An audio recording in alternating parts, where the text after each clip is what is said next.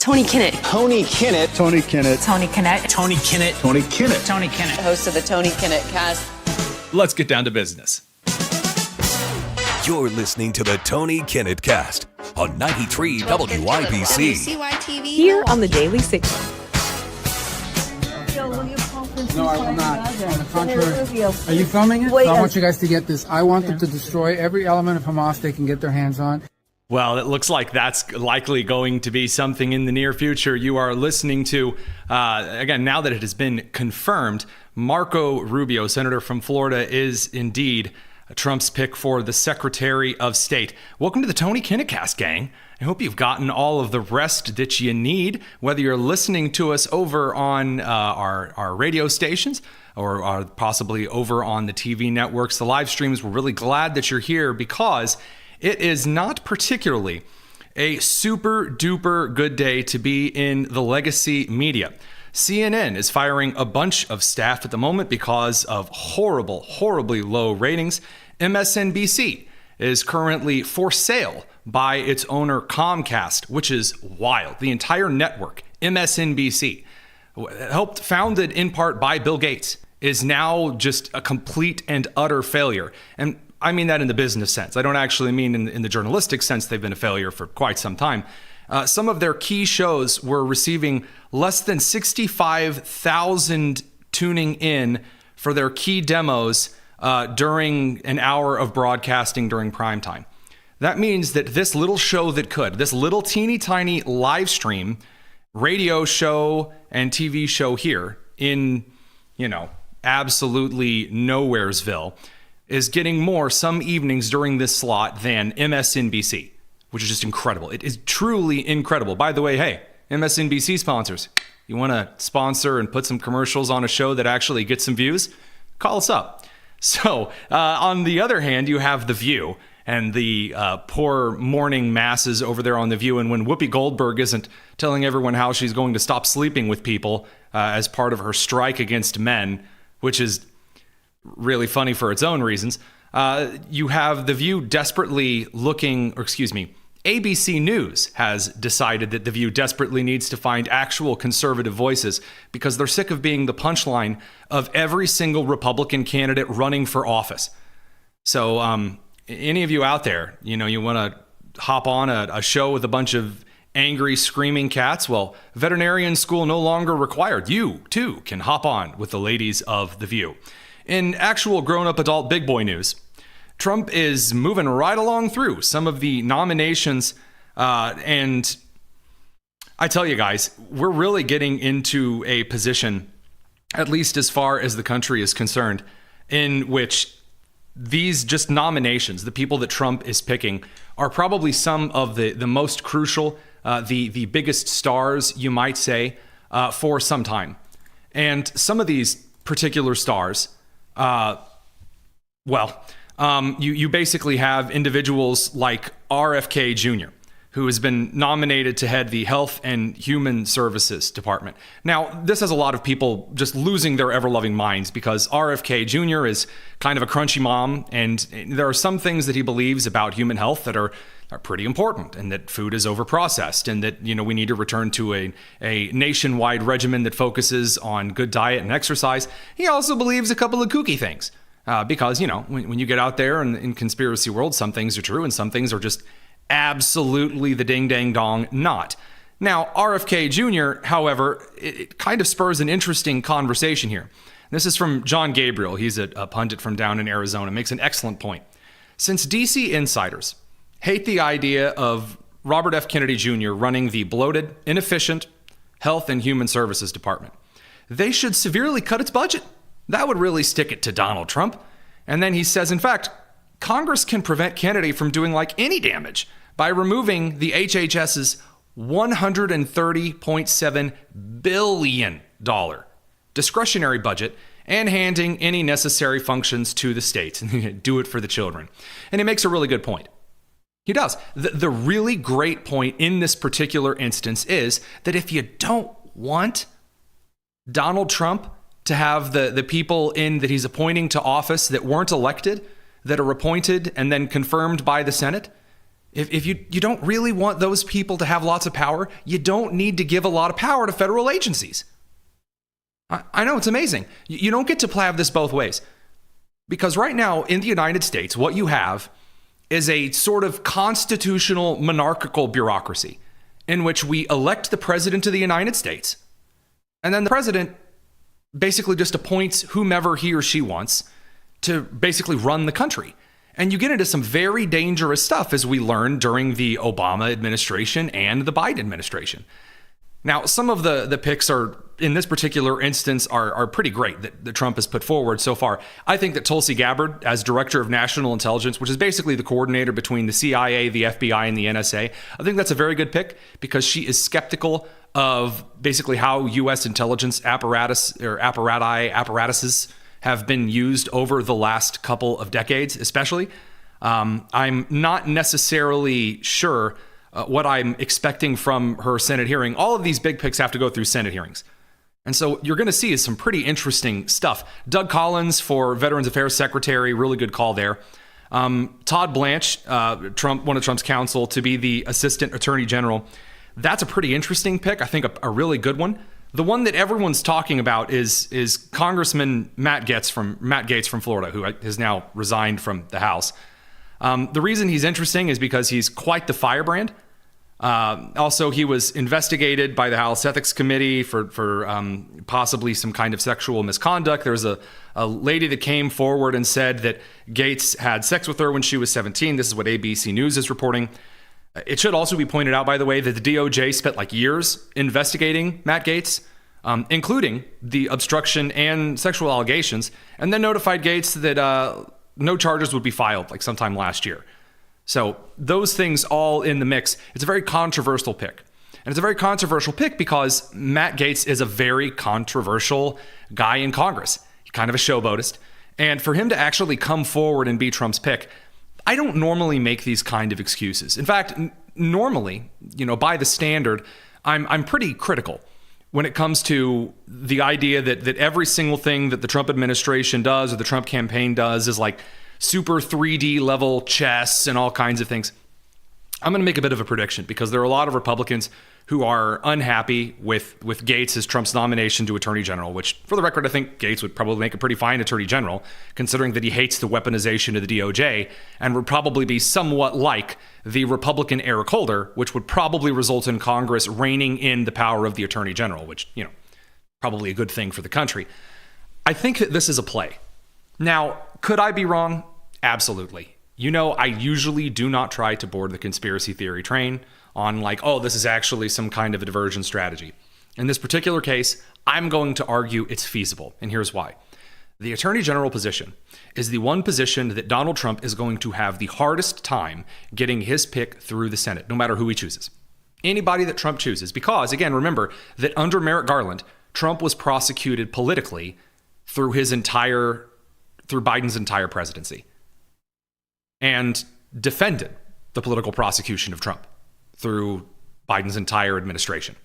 So now, looking forward at what is very, very likely to be a kind of a no-go as far as Gaetz getting a hold of, kind of a potential to hop into this particular seat, it's kind of interesting. I got to be honest with you. I'm not really sure that I see Gaetz getting through, which means that if Gaetz doesn't get through, then Trump likely gets to kind of waltz through with whoever he wants the second time around, which might actually be the strategy here. That's my personal take. Could be dead wrong. We'll have to find out.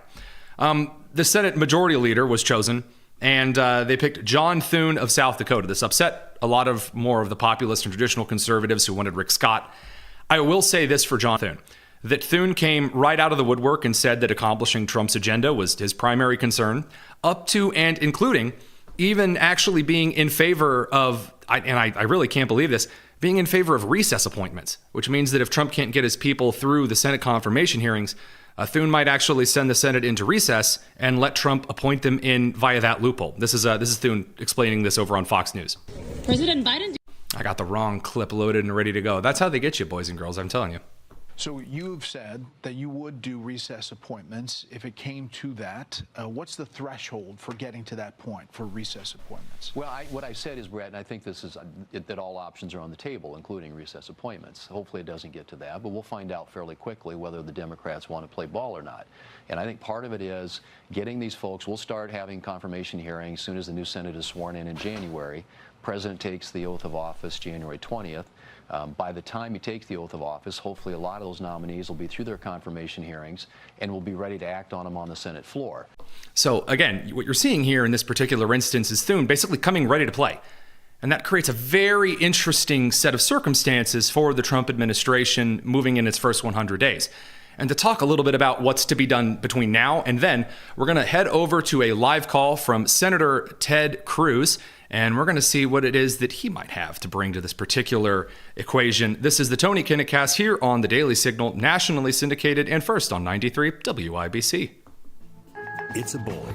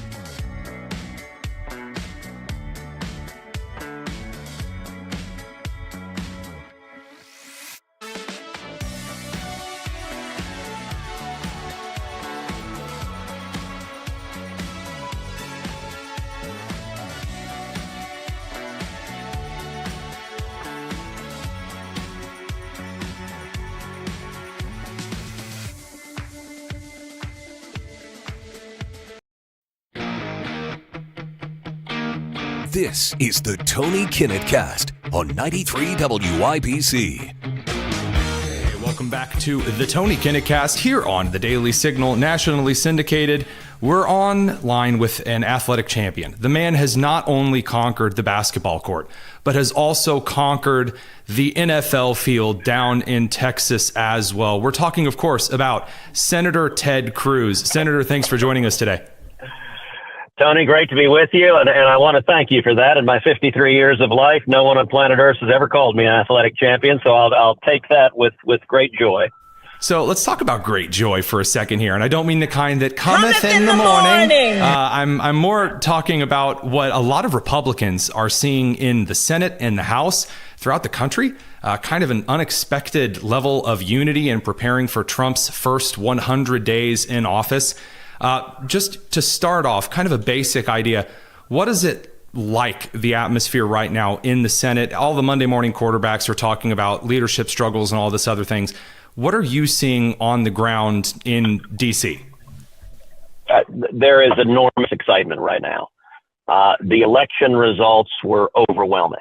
The American people overwhelmingly reelected President Trump.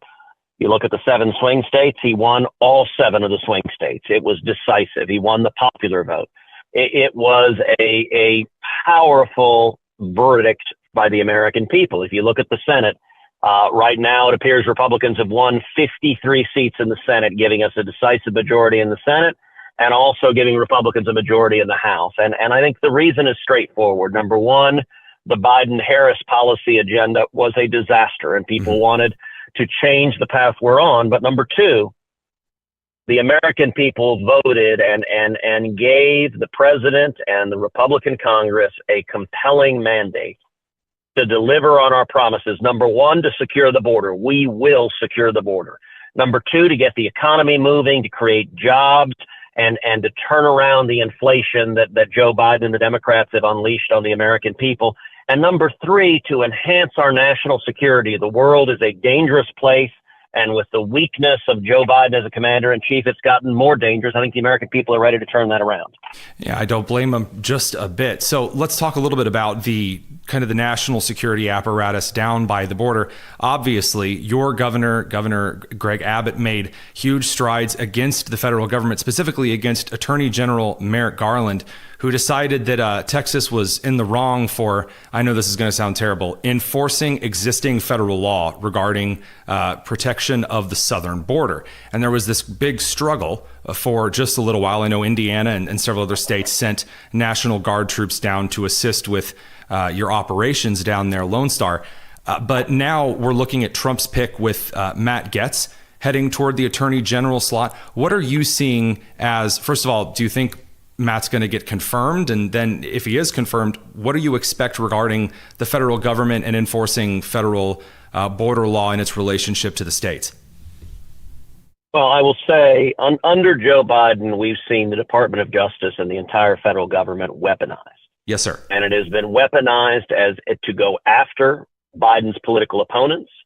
And it has also been weaponized in an utterly lawless manner. And there's no area of greater lawlessness under this current administration than when it concerns our southern border. Right. Joe Biden and Kamala Harris and congressional Democrats presided over an invasion at our southern border. 12 million illegal immigrants coming into this country, the highest in recorded history. And that has jeopardized the safety and security of every family in Texas and every family across the country. And I think this election was an absolute mandate to secure the border. Now, here's some good news. The chaos at the southern border was caused by Joe Biden and Kamala Harris through unilateral executive action. Mm-hmm. The good news is what is done through unilateral executive action can be undone through unilateral executive action. Right. What Trump will do starting on January 20th is simply enforce the law. It is existing federal law that people who come here illegally shall be detained and shall be deported. And that is what we will return to starting on January 20th. And I'm here to predict we're going to secure the border, and it's not going to take a year. It's not even going to take 6 months. We will secure the border and get it done in January and February of next year simply by enforcing the law. And I have every confidence that the Trump administration will do exactly that. So moving forward from there, you get into Thune's leadership, which has, from what I've seen so far, has said, Trump has an agenda. It is that, as you've said quite clearly, a mandate from the American voter, not just traditional Republicans, not just deep red state conservatives, but by Americans at large. Again, Trump winning the popular vote and as well as doing quite well handily in a lot of Senate elections. So when you're looking at the Senate leadership moving forward and accomplishing this, you see just a team of mavericks. I mean, you had JFK with Camelot. Now you've got Trump putting together the Avengers to march forward here. The Senate's going to have a huge role in the first couple of weeks of the Trump administration. You guys have confirmation hearings, and we'll get to that in a second. But I got to ask, right now, Biden is trying to kind of slip as many judicial appointments under the noses of the American people as a lame duck president. Do you think that the GOP Senate has any role in fighting some of those between now and when Trump takes office? Well, look, I've been leading the fight against terrible judicial nominees for 12 years. And I have to say, Joe Biden has nominated the worst and the most radical judges we've ever seen in our country's history. I've joked that Biden did something that I used to think was impossible. He made me miss Barack Obama. And listen, Obama was a radical and he had terrible nominees, but by comparison, Obama's nominees seem positively mild compared to the zealots that Joe Biden has been naming forward. You're right, Chuck Schumer and the Democrats are trying to ram as many of them through as possible in the next 2 months. Look, I think they recognize that the door is closing and it is, quote, closing quickly. There's going to be a new Senate sworn in the beginning of January, and that Senate with Republican majorities is going to get to work confirming President Trump's cabinet and his nominees for the administration, and get to work shortly thereafter confirming President Trump's judicial nominees when he makes those nominations. And I will say, if you look at the first term of the Trump administration, there are many legacies from his first term, but there may be none as far-lasting and consequential as the Trump judicial appointments. When President Trump was president last time, I worked hand in hand with him to find and nominate and confirm principled constitutionalists to the federal bench, and I'm confident we will return to doing so. And that's a legacy that will lead to lasting benefits for the American people, in particular judges who are, A, not zealots trying to destroy jobs and destroy economic opportunity, B, who are not lawless radicals looking to do things like allow the invasion at our southern border, but C, critically, constitutionalist judges who will protect the Bill of Rights, protect your rights to free speech, to religious liberty, to the Second Amendment. That is an incredibly important responsibility of the courts, and it is one of the most important tasks of both the president and the Senate to nominate and confirm judges who will do exactly that. You're jumping ahead of me. I had the question all framed up nicely, had it really beautifully worded about your role in confirming judicials in the Trump administration. So thank you very much. But this is kind of the thing that, again, given your experience over the last 12 years and working to make sure that the right judicials are put up in front of the American people, because these district courts are always the ones that come out of the woodwork, right? There's a major law that passes, and then somebody from the umpteenth no one cares federal district slams down a law with some spurious nonsense of a rationale, and then it seems as though the American people are cheated because some Dollar General degree judge was passed through a Democratic administration and is now sitting at a district court. So I was going to ask you what you look for in a good judge, and well, you laid all of that out on the line for us. So maybe I should ask, what are some of the big laws that you're looking for the Senate to move forward that are going to need great judges to kind of uphold in the legal battle afterwards? Because some of these things just make those on the far left feel like they're sitting on thumbtacks and needles.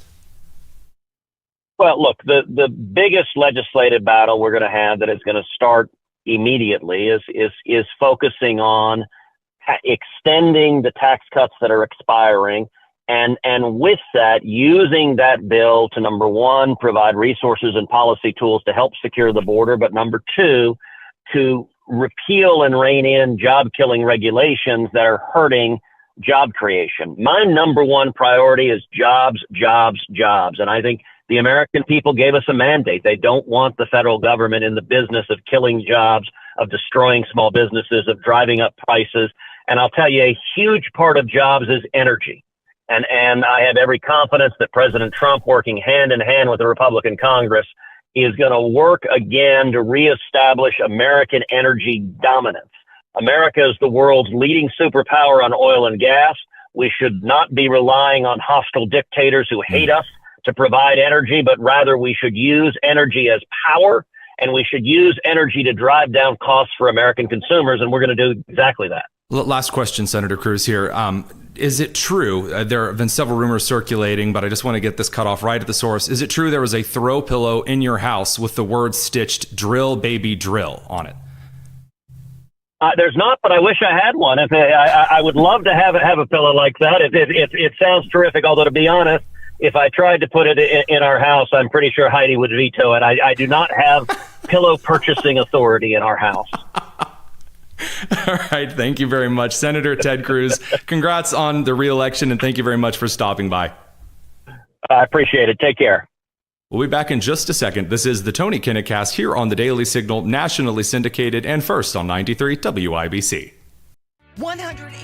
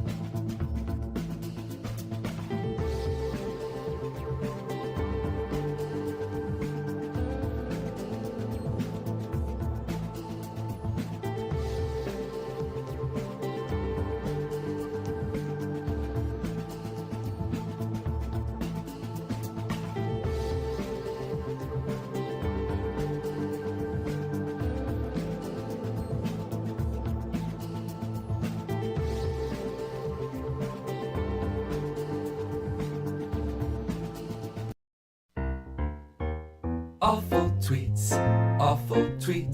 the ones that no one ever deletes. Awful tweets on the Tony Kinnett Show. On 93 WIPC. It's time for Awful Tweets, that magical time of the week in which we drag out Jerry Lopez, Indy Spanglish over on X, and even worse, we drag out the worst social media posts. You've heard of the cream of the crop? Jerry, what's the opposite of the cream of the crop? Anything that's Democrat right now. I mean, that's got to be the opposite of cream of the crop. I was going to hit him with another analogy, like, the scum of the dumpster, but anywho, all right. Well, hey, tomato. Well, we've got some good ones for you this week because in Awful Tweets, you guys send us the worst ones that you can find, and then we throw them up here, sometimes quite literally for you, right on air. Don't have to be tweets. They can be TikTok videos, Facebook posts, whatever. But you just can't do much these days without starting out with Elizabeth Warren. Here's what she said. A Fox and Friends weekend co-host is not qualified to be the Secretary of Defense. I lead the Senate Military Personnel Panel. All three of my brothers served in uniform. I respect every one of our service members. Donald Trump's pick will make us less safe and must be rejected. What do you think, Jer? Yeah, first of all, the fact that she qualifies her ability to lead because her brothers served makes no sense to me at all. But I just want to start here. The Democrats have no ability to say anything about any nomination by Donald Trump. When you nominate a dude in woman face to be the Assistant Secretary of Health of the United States. Woman face. When you do that, you lose all credibility for me. Bootleg Pocahontas needs to just go away. Okay, well, we have a lot of, we'll put aside the pearl clutching from the world's fakest, almost not Native American, and we'll head over to the Shia Muslim pearl clutching. So this is from Yashar Ali, who says that Mike Huckabee, who is an evangelical Zionist, you know how many actual evangelicals aren't pro-Israel? About 3. And we're having talk with him later. Says, anyway, has spent a fair amount of time in Israel. He says, in 2015, he told the Times of Israel that Israel's claim to the occupied West Bank is stronger than the U.S. claim to Manhattan. Important to note that when he said this, he referred to the West Bank as Judea and Samaria, a name Palestinians see as an attempt to undermine their ties to the land. What do you think, Jer? Sounds a little bit like River to the Sea, but, you can't complain about a horse's stripes here in this situation. My thing is, nobody should be happier for a Trump presidency than the Palestinians because Trump will shut it down. All right. So listen, I couldn't be more excited. I've never been more. It's almost like draft day for my favorite football team. Jerry, and every time I look up, Trump is making the best pick possible. Can I ask you a question here? When was the Bible written? A couple of days ago or maybe a little bit longer? Yeah, I think it's a long, long time ago. Yeah, so amazingly, even though, you've got Yashar Ali claiming, all these terrible Jews talking about Judea and Samaria, I'm looking here and I'm seeing in Matthew and Mark, Luke and John, amazing, Judea and Samaria, Roman territories. Amazing. You know what? I'm looking through here and I see it just repeated again and again and again. It sounds like Judea and Samaria are actually, the proper names of the territory. I know, shocking stuff. Let's move on to Tony, you're acting shocked that the left is trying to rewrite history. I know, I'm right. Isn't this the kind of thing that they say that Republicans are banning or whatever? Well, this next thing, good old John Bolton. John Bolton says he didn't hear Trump insult fallen soldiers in France. Remember the whole suckers and losers comment he supposedly said? Yep. John Bolton has now come out and said, actually, he didn't say it. And by the way, he came out and actually says that just a little bit too late. What do you think? Yeah, that's my issue with this whole thing. Now that it's like when your mom's when your father gets home, he's going to talk to you and you're in trouble. Right? So now Dad's home, and he just wants to confess to everything now. John Bolton still deserves that spanking. That's all I have to say. And so you come out now when this rhetoric has been said the whole time, and you wait for the election to come over and then say, well, that's not true. That says a lot about you as an individual. So speaking of what says a lot about you as an individual, let's go ahead and flip to the other side here. Good old Mehdi Hassan, another Hamas apologist, So Tim O'Brien was basically listing how Trump did really well with a very diverse coalition of people from various backgrounds and, you might say races. Trump did very well with men and women from a lot of different demographics. And then Mehdi Hassan quote tweeted this and said, "Good job, white men and women." So, what do you think about it? Jerry? Remind me, how white are you? I'm not white at all. At all. Yeah, my parents are from Cuba, and I'm 100% on Team Trump. Listen, anybody who uses any other color other than yellow for any emojis is probably a racist. So when I saw those emoji colors, you just lose all credibility with me. I mean, Trump won 1 out of 3. I think it's reported 1 out of every 3 people person of color. Like, that's a huge jump. Sure, you can blame white people because they, a certain amount of them did, but they don't even talk about the losses from Hispanics and blacks because, well, it's just easier to blame white people. So we're going to skip some of the white woman pearl clutching here about Trump and the DOE just for a minute. And we're going to move over to some of the teachers losing their mind after Trump won election. This is from Shayna Culp. She is a teacher down in the Garland Independent School District in Texas. She teaches 4th and 5th graders, by the way. She said they, as in Republican voters, didn't vote red. They voted racist. He is something other that used red as a cover. People like me getting threats, didn't happen, and told to get back to plantation work, like a joke text sent around that was like ridiculous and the FBI investigated because like it was meant to be offensive. She said, basically, people told these kinds of things. It's not a difference of policy. We live in real fear for our safety. So, nothing like sending your kids to a school where she screams about everyone voting racist, to 4th and 5th graders, because that's appropriate. Yeah, but is she teaching her 4th and 5th graders that the party that she's trying to represent is the one that actually put them on the plantation? Well, or we're just leaving that part out. Let's not get carried away here. From Alex Cole, I think you sent this one over to me, actually. He said, "I have yet to find one Trump voter that can explain a tariff. They're too stupid to know it's a tax on them." What do you think, Jer? Yeah, first of all, let's give credit to the response on this. It says, "I've yet to find a Democrat that can define a woman." Which, zing, that was a good one. That was a good one. That was a great one. Tariffs are very easily, and most people can explain them. You put a tax on stuff that's made outside of the country to incentivize pricing and competitivity here in the U.S. to make countries move their factories here so they don't have to pay the tax on it. Done. All right. Well, this next one is from a guy named Derek, and it's just. I have a hard time mocking this because obviously this guy's an idiot, but also I just feel bad for his family. This is from a guy named Derek. He says, "I have cut ties with my MAGA father and sister. I will never, ever speak to them again. I'll spit on their graves. If you still hang out with your friends or family that voted for fascism, you need a long look in the mirror." That seems like normal behavior, huh? Yeah, I think he probably needs to go get his testosterone shot and stop watching his girlfriend make out with other dudes. He needs to relax and the country is better off. He won the popular vote, right? Conservatives are ready to just concede. We're probably going to lose the popular vote, but we're going to win the Electoral College. We won everything. Not everybody else is wrong in life. That's not the way it works, buddy. I actually haven't heard anyone on the left talking about abolishing the Electoral College or getting rid of the filibuster or anything since Trump won. Hey, let's pack the court. Let's pack the court. That was a great idea. Let's do that. Yeah, pack the court. 27 conservative constitutionalist justices. Just slide them right out there. Yeah. Jerry Lopez, Indy Spanglish over on X. Thanks for another great week of Hey, surprise, surprise. I'm hosting for you tomorrow. That's true. You are capping out the week because I am dead tired and I've been running, I'm pretty sure, on coffee and dextroamphetamines for like the last 4 days. I'm pretty sure I'm starting to taste colors. So yeah, you're going to do an excellent job. Thanks again, man. Yep, no problem. See you guys tomorrow. All right, we'll be back in just a second. We're going to do a little bit of unnecessary hot takes. It's time yet again. It's the Tony Kinnett Cast here on The Daily Signal.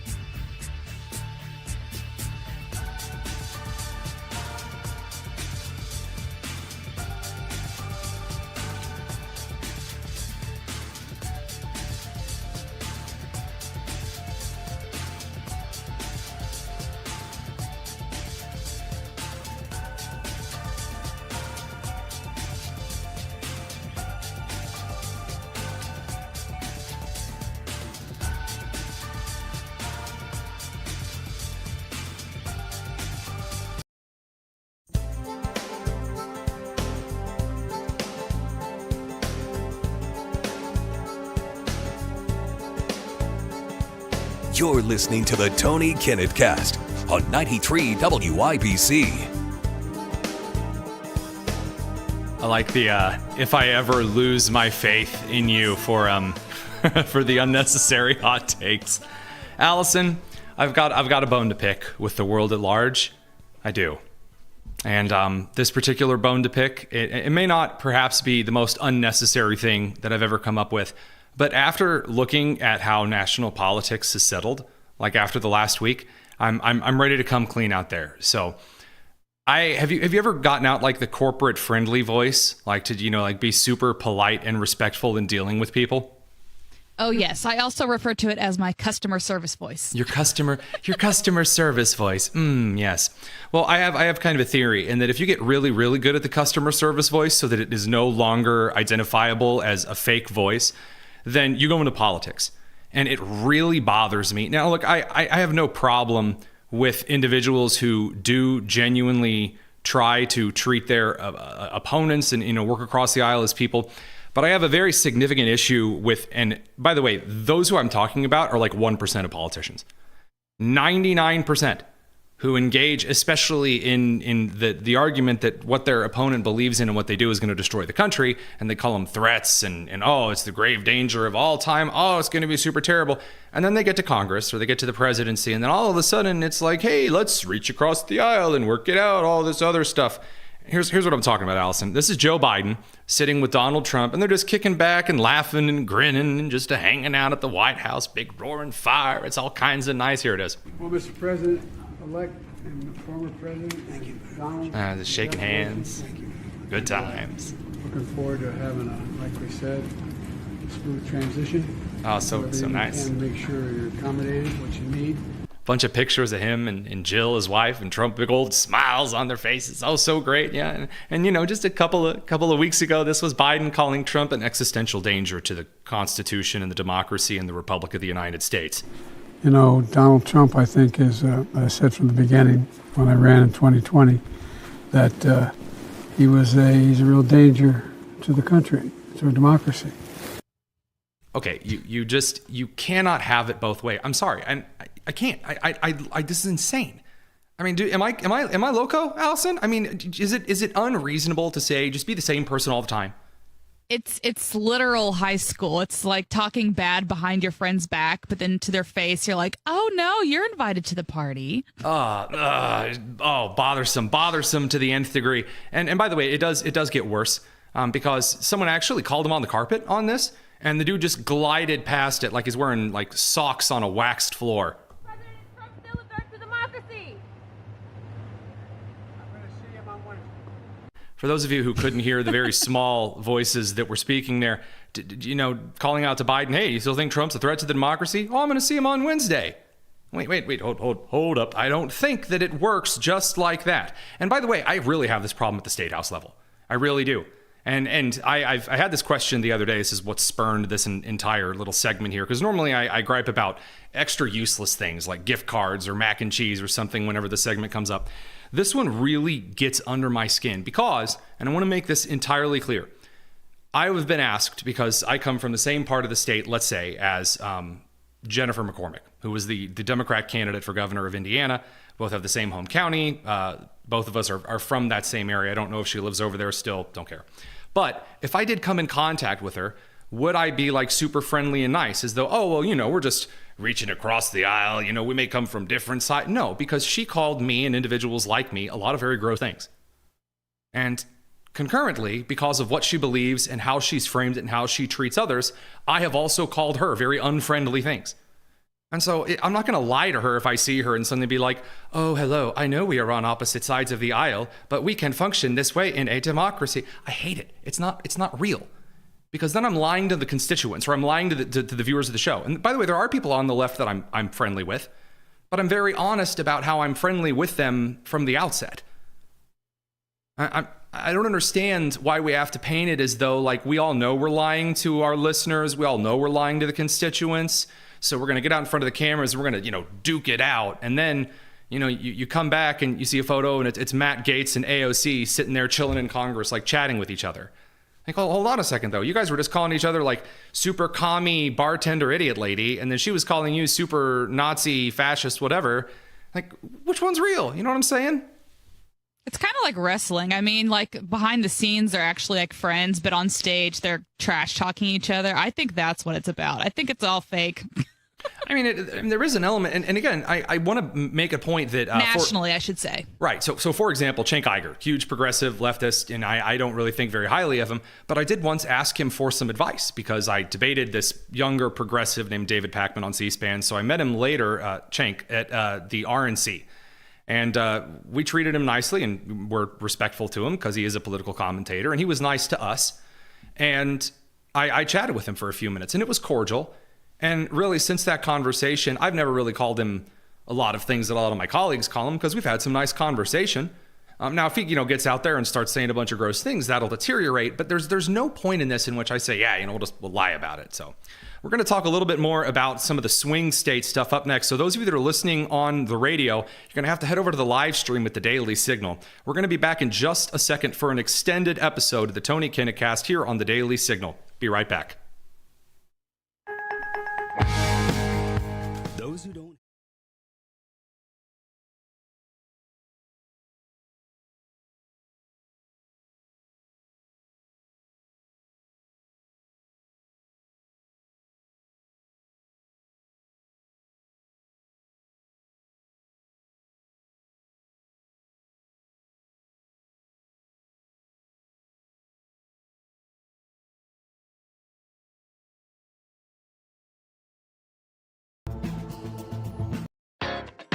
It's the Tony Kinnett Cast on 93 WIBC. Feels like I'm losing. Hey, good evening and welcome back to the Tony Kinnett Cast. A lot of people are asking questions post-election, so what I wanted to do was get right down into the trenches and ask one of the guys from the swing state of Pennsylvania, the great Commonwealth combat ground itself, to hop on just for a moment and maybe give us a little bit of direction in future elections and things to learn. Representative Scott Perry, thanks for joining us. I know that you were on with us before the election, so congrats on the election to Pennsylvania's 10th.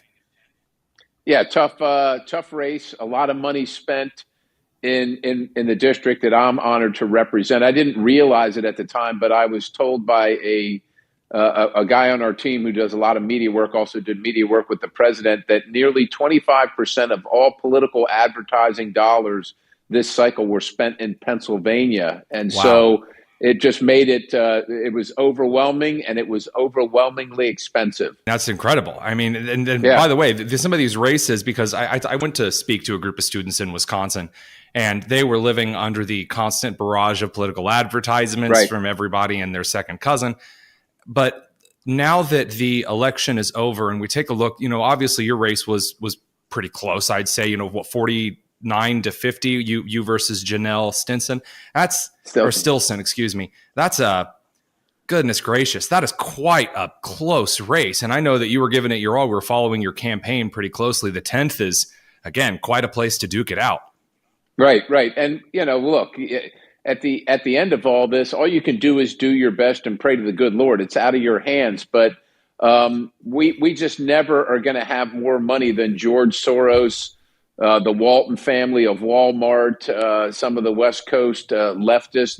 They have what seems to be unlimited money, and they were spending it in the 10th district. And so you can combat that somewhat effectively, but obviously it's difficult by just working your tail off and being out in front of people and listening to their concerns and responding to them and letting them know what the truth is. Of course, a lot of those advertisements are either complete falsehoods or half-truths, and they're seeing it every day. And so it raises questions in their mind, even if you're a person that they've known for a long time.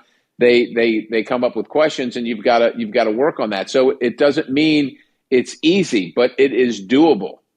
Now, look, you're brass as a former brigadier general, and really appreciate how you brought a level of expedience in how your analysis worked to the National Guard. But I want to kind of shift that into a little bit of post-election analysis, little Monday morning quarterbacking, if you'd say. Sure. We had an incredibly close election. not just in Pennsylvania, but across many of the swing state Rust Belt regions here. And moving forward, I'm wondering what lessons that the Republican Party, what Republicans or just voters in Pennsylvania, candidates or congressmen in Pennsylvania, what lessons are you guys taking forward from this race? Because right now the memories are all still fresh, right? That's when the lessons need to be stated. So a couple things. First of all, you have to earn it every day. You can't wait until, 2 months before election to go out and talk to your bosses, your constituents about why you should be elected or reelected. Well said. You have a chance every day to go out and earn their support and tell them why you're the guy that's fighting for them. So that's probably number one. But on a tactical sense, we are always outspent, and we are always going to be outspent as far as I can see. You have to be able to acknowledge, recognize, prepare for that circumstance and have a strategy to win regardless of how much money the left is going to spend against you. So that's important to recognize. The other thing for me, especially in Pennsylvania, because look, we're now into a recount for a United States Senate seat. I still am going to make the case that our election law in Pennsylvania, and some other states are in the same circumstance, is flawed, and that you can't wait until after the election has concluded to try and remedy those circumstances. That stuff has to be done up front. And you also can't try and fix it a month before the election, especially if you have to rely on the courts, because the courts will say, why did you wait so long? It's too close. We're not even going to hear your evidence or your case, even though it might be valid. So the time to deal with those things starts, quite honestly, it started on Wednesday morning last week after the election. We need to fix the things that we have concerns about, whether it's drop boxes, whether it's overseas votes and hacking into that system. There's a whole number of things that need to be addressed to make sure that our elections are sound and that people, believe and trust in the results. And the time to fix that is now. And, forgive me for pulling from a plebe military history class here.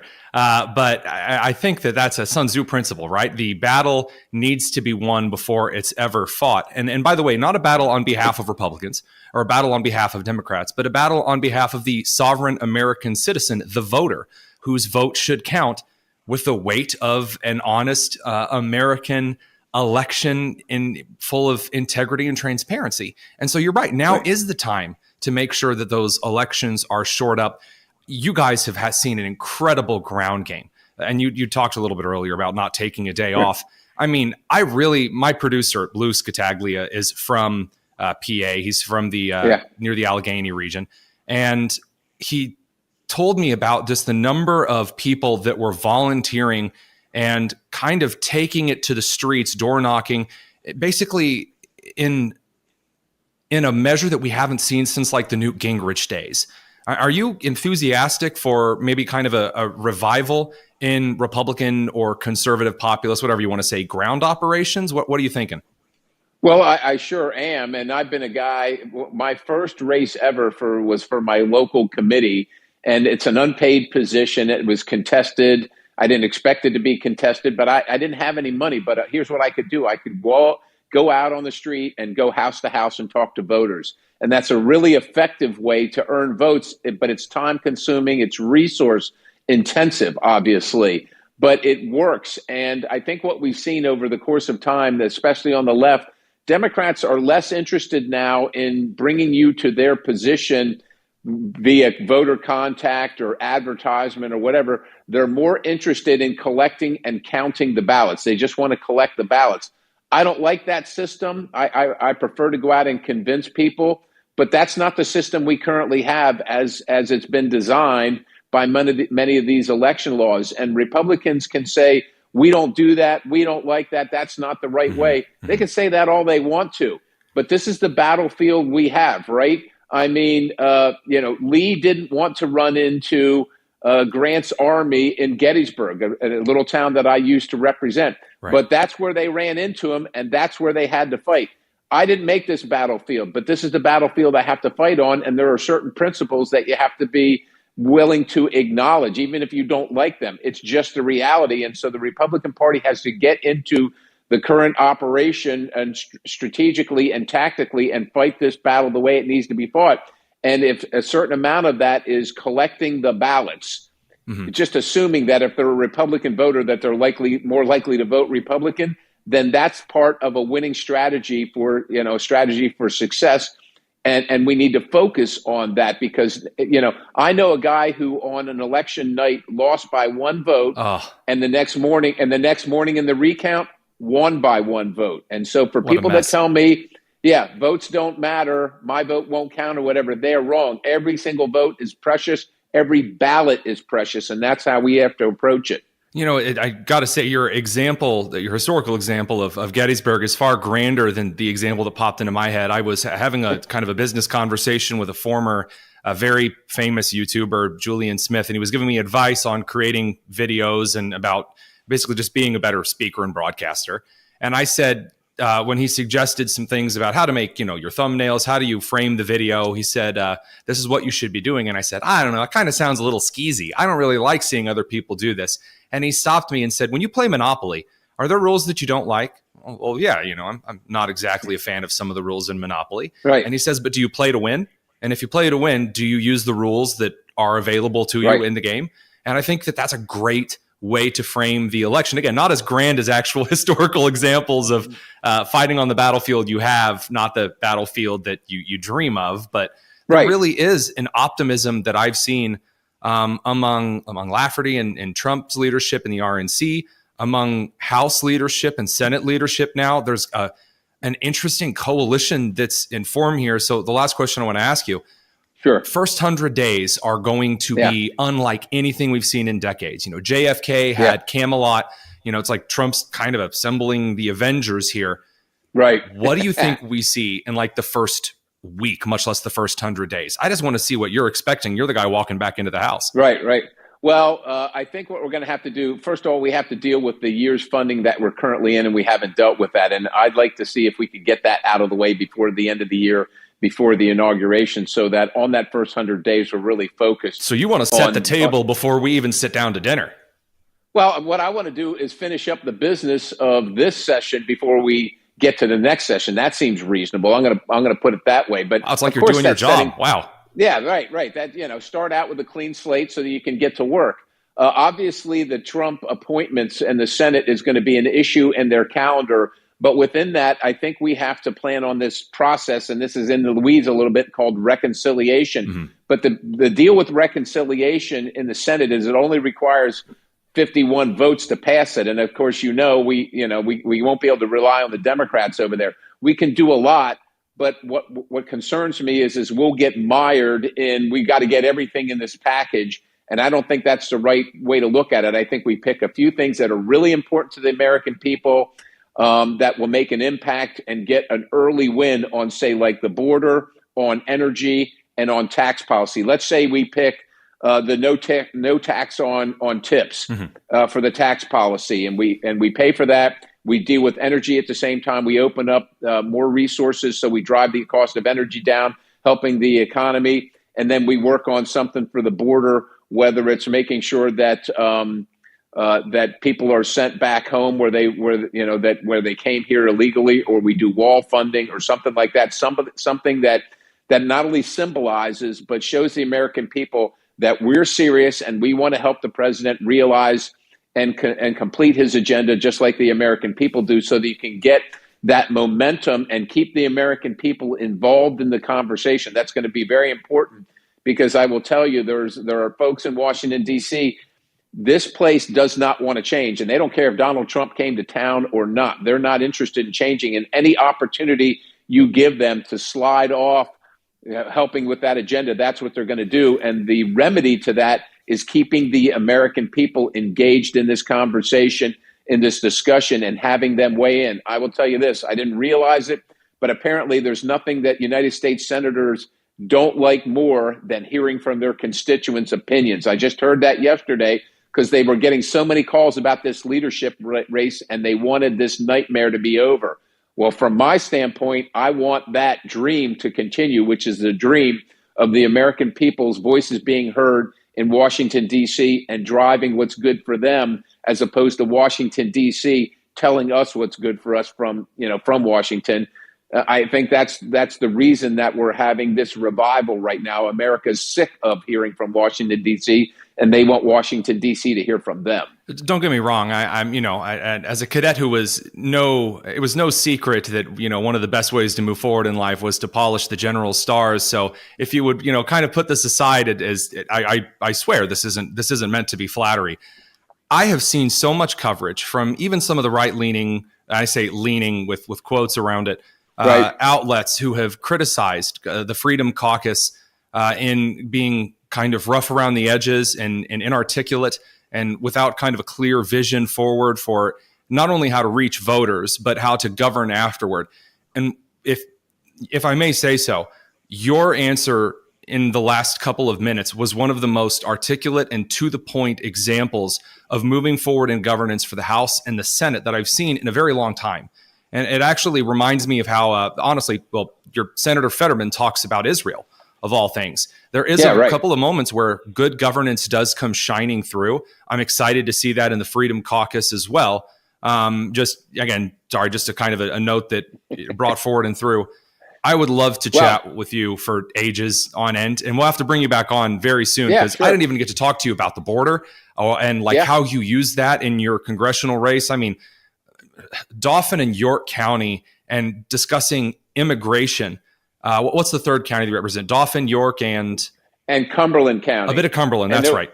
That's right. And there was a lady that was just killed just a short distance from us by a person that was here illegally, who was accused of murder in his home country. This lady went out on a rail trail and never came home. The border isn't just in Texas or in New Mexico. The border is just outside the 10th district. And if you're here in Indiana, I live in Eastern Central Indiana and on basically right on I-70. So I'm, just a skip from me here. That, we walk on a rail trail all the time. People don't realize how many people, we don't live in big cities. We just try to get out and walk on some of these little bits in the towns that we live in. And it really breaks my heart to see that this isn't someone, you talk about like a foreign disaster or, if you'll give the honesty here, a hurricane. I don't really understand what it's like to survive a hurricane because I've never lived on the coast. Just like someone from LA doesn't understand someone dying from a tornado in the Midwest. But when I hear about someone, especially in your district, killed on a rail trail, that could have been my wife. You know what I'm saying? It's heartbreaking. Yeah, and it's completely unnecessary. This administration has left in 14,000 convicted murderers and set them free in our country. And unfortunately, Americans are dying because of that. It is completely unnecessary. And that's how you bring it home. There's a lady that's not going home to her children ever again because politics and judgment and somebody's viewpoint allowed a murderer to be in their community. It is unnecessary. It is unacceptable. And we can do something about it. And we have a duty to do something about it.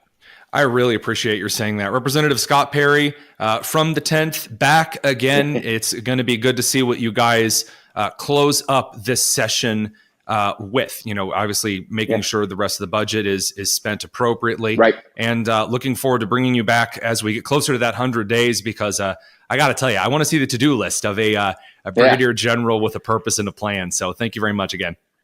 Well, thank you. God bless you. Appreciate the opportunity. We'll be back in just a second. Don't go anywhere. This is the Tony Kinnett Cast here on the Daily Signal, nationally syndicated and still first on 93 WIBC.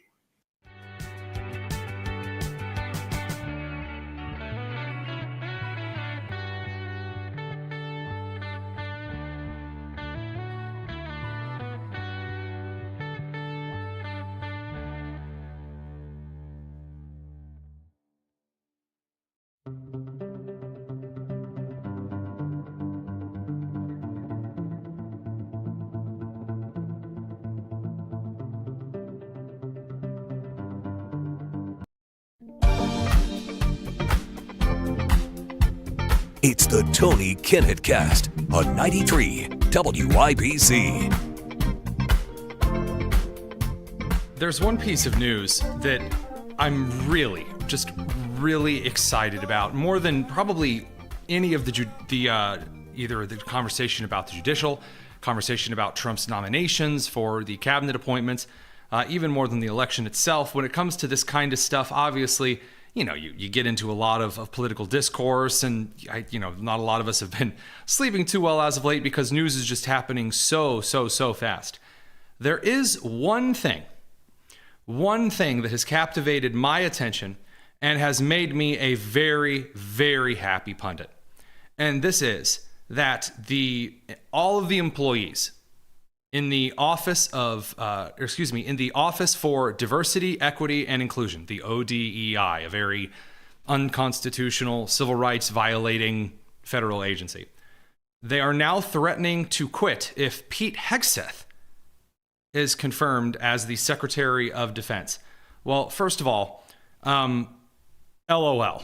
I mean, I think that's just one of the funniest things ever, especially since one of my former, I would say colleague, but a former individual with I worked, that was indeed an absolutely terrible person and viewed students first by their skin color and then like 5th or 6th down the list by their character, is currently in the ODEI. And I got to tell you, there is a very small, petty part of me that is indeed very thrilled at the idea that people who view others, again, first by useless things, like the amount of melanin in your skin, or what is in your pants, or what or who you're attracted to, as though that's some type of amazing qualifier on how virtuous you are. That those people being unemployed, that makes me happy, especially knowing that my tax dollars won't be going to that kind of racial discrimination. I do think it's funny because there is no way the Office for Diversity, Equity, and Inclusion is going to be around very long anyway at all. But I have a bit of a personal stake in this, and so I'd like to go all the way back to just about this time of year in 2021. This is right after the Governor Glenn Youngkin election. I had basically woken up one morning about 7 a.m. and I had decided that I had just had it with Indianapolis Public Schools, where at the time I was the science director, or in education terms, I was the science coordinator and instructional coach for all science in the district. I was exhausted that all of my work was being taken up not with making sure that my teachers had what they needed regarding science, not regarding making sure that my students had everything they needed regarding curriculum. In fact, during the textbook adoption process that I was going through, they put an equity panel, who I was not allowed to know who was on the equity panel, basically as kind of an oversight project into all of the things that I was reading, as though because I look like a white male, and I'm mixed, but who cares? Again, you're only allowed to be mixed if your skin is like dark enough on like the Glidden paint, tag. So assuming that because I looked like a straight white male in a WASP or whatever, that I was going to make mistakes. And they put this equity panel over me, and then they asked me to lie to my teachers. And I was over about 200 teachers that used my science curriculum and calendar and pathways and plans and such. And I also was told to lie to parents. And we were told in a letter from the office of the superintendent that if any parent or any teacher asked us if we were using critical race theory in the district, then we were to tell them no. Which is funny because we had Gloria Ladson Billings, literally the founder of critical race theory in American education, whose classes I audited at the University of Wisconsin-Madison while I was working as an education intern and then later an advisor in Governor Scott Walker of Wisconsin's office. I would audit her courses. And she came to IPS via virtual session, which I'm sure we paid buku bucks for. And then we got into these micro groups, and I kid you not, a lot of my colleagues laughed because we were teaching with critical race theory, which is just the theory that other aspects of society are inseparable from deep-seated, inherent, unconscious racism. And we were laughing because, and I don't say we because I absolutely wasn't laughing. I couldn't even fake it to fit in. It was just so disgusting that I sat there and watched staff that I had worked with over the prior couple of years chuckle because they thought that parents in Indianapolis, not just Republicans, but Democrats and liberals, conservatives, and whatever, black people, white people, whatever, were too stupid to just accept that critical race theory was good for them. And we were required to study books by Elena Aguilar, like in Coaching for Equity, which in looking at the shelves since we moved over to the new studio is still over there in its spot of shame. And I remember having to sit there and listen as we had a person in our cohort, one of the other curriculum directors who was gay, I guess, and then another individual who is black, and then a white lady argue with each other for an hour over who was more oppressed, gay people or black people. And so of course the white lady, Julia, had to get in there and like whine and complain for ages. And through that entire process, I remember, first of all, my soul just felt completely squashed, because when I was able to do my job, I mean, my evaluations in that district were always exceeds expectations, which is the highest rating that you can get if you're like in a public school education environment. When I got to do my work, I loved my job. I loved making sure that my teachers had everything that they needed. I loved going to bat for my teachers, even if it upset other administrators. Corey Franklin was this administrator principal of Arsenal Tech High School, and he got extremely angry because I once defended a science teacher, a Hispanic man, because he had a high number of black male students that were failing, which in that district, very common, because there were a lot of black men in that district who came from single-parent households. Single-parent households are the number one predictor for poor academic performance. No matter the color, no matter the gender, you come from a single-parent household, you are fighting uphill academically. It's just the way it is. And in Indianapolis, a lot of those individuals, because of the way the demographics worked out, because of the high number of black individuals in that district, meant that a high number of also inner-city single-parent homes, a lot of those students were black. And so the Hispanic science teacher got blamed because he had a high number of black students that were failing, and they called him racist. And by the way, in front of like all of the other staff, and I was mortified. And I jumped in and said, well, it's not his fault that his students aren't turning in work. And I was banned from the grounds of Arsenal Tech for like 2 weeks because that was just unthinkable. How could I do that? Oh, so terrible, terrible, terrible. I witnessed when I would go around to different districts or different buildings in the district, and I would watch other teachers in the district teach, and not just science, but other courses as well. The way that some of them treated their students was downright despicable. And I still have tons of footage that I have not released. And I have released a little of it over time since I've exposed a lot of this stuff in the district. Usually when they come out and announce that they've done something amazing or incredible, or they try to rewrite history, I throw a little something up to remind them, and sometimes then the post goes back down. But as far as that situation is concerned, about 3 years ago now, which it took them 2.5 months to fire me for going on national television and exposing their garbage because they couldn't find anything to fire me over. That this district had sold completely out to this racial equity garbage under the guise of genuinely some of the worst people in the state.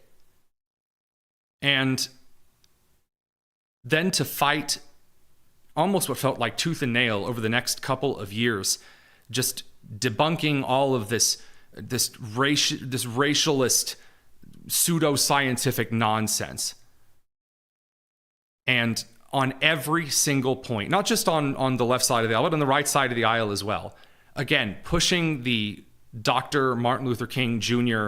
character first, character above everything else, and peeling it away in education, and going to different states and speaking in different state houses and giving testimonies about why certain bills were good or bad.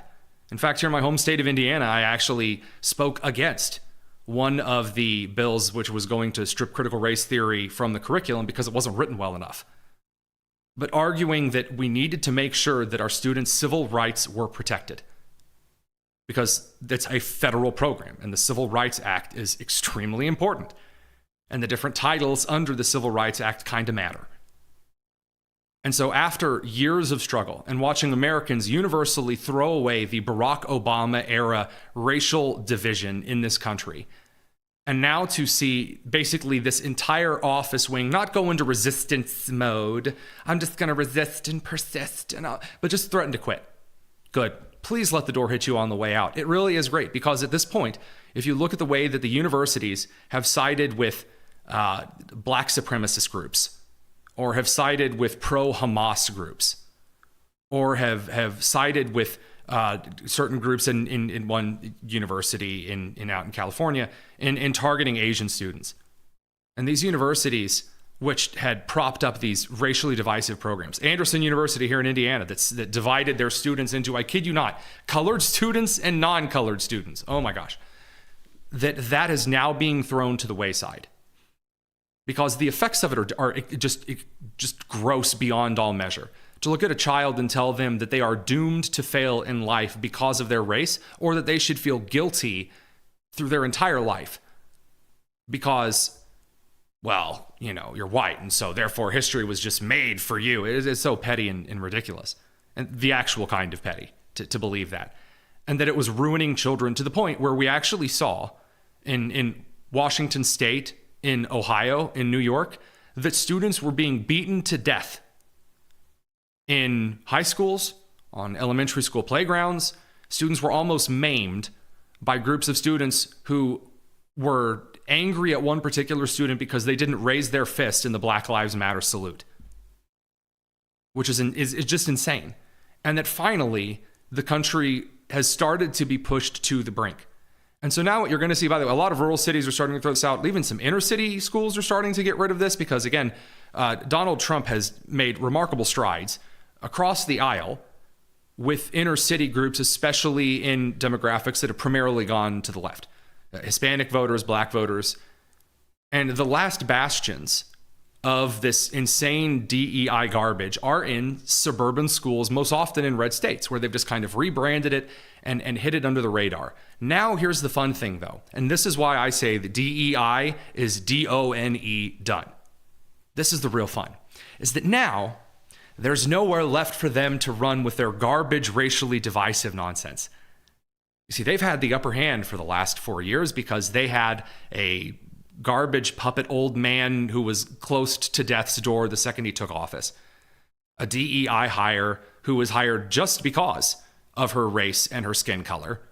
A Supreme Court justice that was picked just because of her race and her skin color that couldn't even identify what a woman was. Who absolutely shamed the word historic. And by the way, I should point out that Trump appointing Susie Wiles, the very first woman ever to be the chief of staff, you don't see anyone running around talking about how that's historic. We're talking about how Condoleezza Rice was historic in George Bush's administration as a black woman. No, we have to invent all of these new ways for basically providing a point of refuge for a bunch of suburban women and suburban men, I say men loosely, who don't have any faith, any family, or any community, anything to actually give back. That those individuals could find solace and affirmation at the expense of your children and your taxpayer dollars in the classroom. And by inculcating children in all of this garbage, all the way from LGBTQ plus stuff for children that haven't even gone through puberty yet, much less have any kind of sexual agency to be attracted to individuals romantically. Or to mutilate children with either dangerous surgeries or carcinogenic hormonal treatments, or to castigate children into racial caste systems, as was done in several schools around the country, even to the point where schools like Hamilton Southeastern near Indianapolis had the word microaggressions in their student handbook, which a student could be punished for something that wasn't even objectively offensive, but just it could be kind of sort of almost in one way sort of kind of perceived as racist or bad by someone who maybe thought so, because apparently the judgment of 8th graders is incredibly sound. That group now has nowhere to run. And so I do enjoy watching a lot of the individuals who doxed me and my family and harassed those of us over the last couple of years, now leaving social media and now leaving even aspects of public life and be fired or threatened to resign from certain positions or having to sell their entire media companies. This is where the victory is sweet for me, because I've had to witness, and I chose to witness, individuals who were just common, normal Americans, some on the left, some on the right, some Christians, Jews, Muslims, atheists, agnostics, people who just trying to live a normal life, be thrown to the frothing at the mouth mob of suburban Karen hate and anger. Because Karen thinks that she's virtuous, that she calls Hispanic people Latinx. To watch them now have nowhere to run, because like every horrible identitarian political narrative, it runs dry. And it's not even popular. It doesn't even provide any temporary benefits. And by the way, you're seeing this right now in South Africa and in Zimbabwe and in Botswana and other African nations in which they're trying to do these kind of long-term racial-style reparations, it doesn't work. It doesn't actually have an endpoint that is beneficial for anyone whatsoever. And so my genuine joy, the thrill of getting to wake up and see these people now understand their time is up, that they have drained the taxpayer long enough, that now they have not only lost their support among the federal government, but even some of their support inside their own party. And that they will likely get radical because they've made this their entire religion. They can't just leave their entire religion behind. I got to tell you, there is something about that just does bring joy into my heart. I really do enjoy it. Appreciate everybody out there. Really do. I know that this was kind of a longer episode this evening. Part of that was because Representative Scott Perry, that interview went a little bit long enough to kind of push outside of the strict rules for the radio clock. So instead of cutting him short or cutting his interview in half and have to shift things around, I kind of pushed things back just a little bit. And so whether or not you're here because you enjoy listening to a little bit of daily news, whether or not you're tuning in on the podcast tomorrow morning on your way to work, or you're just chilling out with us in the live stream this evening, really appreciate your being here. It's a genuine pleasure to get to do this show throughout our syndicated network. But some of the messages that I get that are just comments, some of the messages our producers get, can't thank you guys enough for your support on the show. It's going to be a real blast to see what this country does in the next couple of months, because with this entire society having gone through the dark trenches again of the racial divisionism we saw kind of in the LA race riots of the 90s. And now to kind of move past that into an area where we have room to expand culturally, because God knows there's room to expand. Economically, of course, industrially, and through our national security. I'm hesitant to say that we could indeed be at a golden age for the United States of America, for all people. But realistically, I think that is in the ballpark. And that'll have a lot to do with, how those that are up at bat hit the ball. And that'll be a conversation for next week. So we'll be back on Monday to cover just a little bit more of the insanely fast-moving news cycle regarding the Trump administration and his quickly moving nominations for the various positions. We'll make sure to give you some of the international reaction as well, because things in the Middle East are both cooling down and heating up. It's really interesting. And, forget to that, we'll have to talk a little bit more about Elon Musk. Jerry Lopez will be hosting locally on the radio stations tomorrow evening. This has been the Tony Kinnett Cast, and you guys take care. See you on the podcast, and stay well.